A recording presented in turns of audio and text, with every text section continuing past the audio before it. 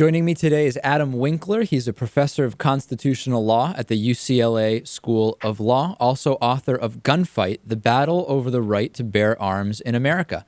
Adam, great to talk to you again. I want to talk about some of the controversy that started after the arrest of the Boston Marathon bombing suspect, Dzhokhar Tsarnaev, and the fact that he was not Mirandized. He was going to be spoken to under the public safety exception. So first, let's talk about what that exception is and when it applies.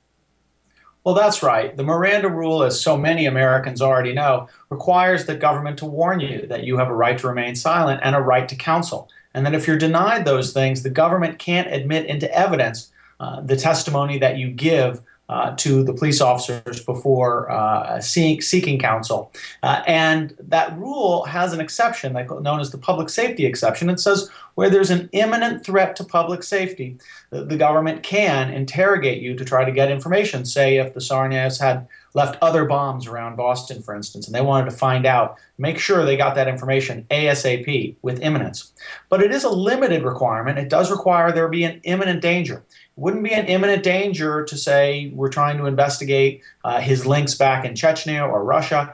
It would have to be something that poses a clear and present danger imminently to citizens here in the United States right away. So the concerns from some have been that by using the public safety exception, due process was not that he was not getting due process, and that somehow the spirit of the law, if not the letter, was being circumvented. Now, what I want to do first is just to look at what we know. He was a suspect in a terrorist bombing. He had engaged with police the previous night and is alleged to have thrown pipe bombs. It was unclear where he got those pipe bombs and if there were more bombs. Do you think that, broadly speaking, from an outsider's point of view, those things make a public safety exception valid in this particular case?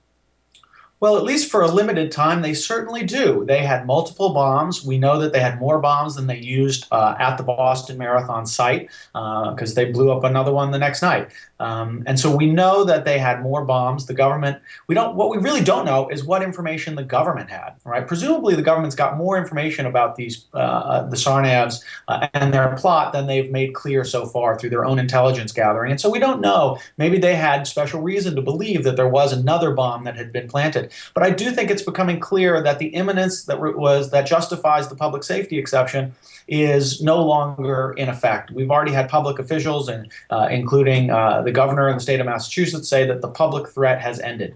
Once the public threat has ended, it's no longer an imminent public safety threat that can allow the government to continue to interrogate. Okay, so let's address the concerns then. What happens now? Are people right to be concerned about what, right? I mean, it's kind of a broad constitutional concern, an argument about is he getting due process or not? What should happen now? And if it doesn't happen, what may be the recourse of that? What may be the repercussions? Would certain things not be admissible in a potential trial? And who would decide that?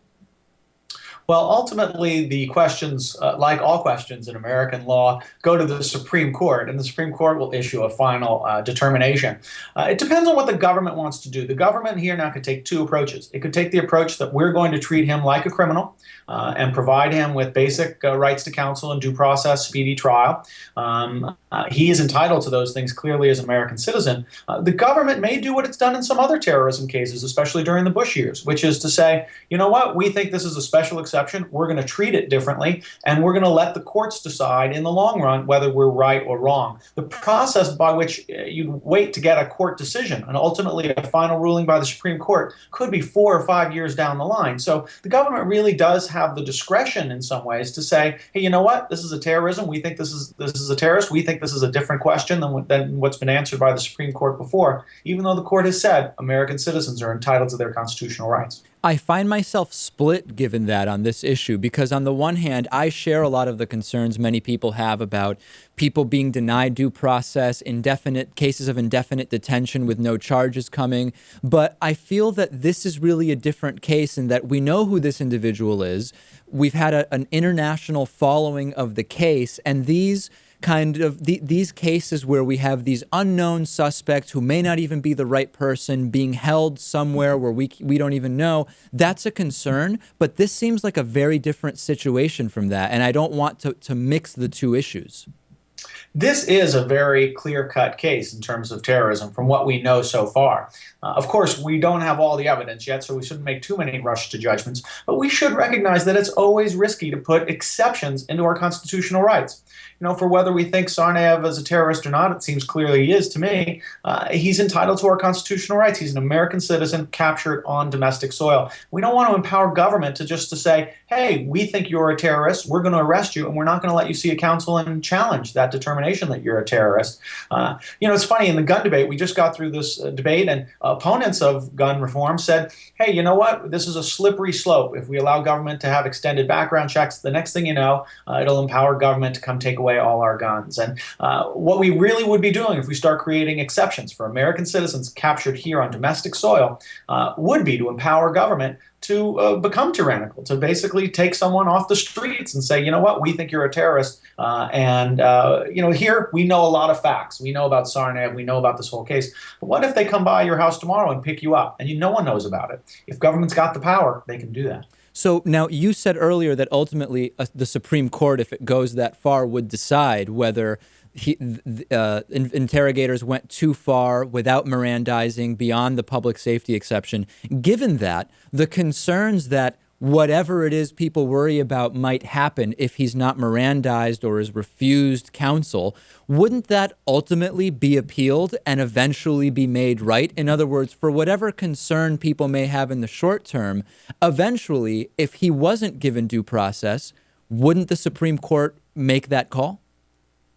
I think the Supreme Court would likely insist on Tsarnaev being awarded due process. They've already made clear in a case called Hamdi against Rumsfeld that American citizens who are captured abroad, in this case Afghanistan, engaged in active hostilities against the United States, are still entitled to due process and can go to federal court to challenge their detention. So there's no doubt that Tsarnaev would have at least that, and quite obviously, because he was captured on domestic soil, likely much more. So I think he's entitled to due process, and the Supreme Court will ultimately decide it. Nonetheless, one of the things that angered a lot of people during the Bush administration was the government's seeming disregard for constitutional rights, and to throw up its hand and say it's not our responsibility, let the courts make those decisions. The Constitution should be a check on every branch of government, and everything lawmakers do, the executive officials do, or the courts do. And it's important that the president respect the Constitution regardless of what the Supreme Court's going to do in 4 years down the line. So bottom line, Adam, based on what we know now, the initial public safety exception sounds like it was valid to you. And now, as long as the rest of this investigation is carried out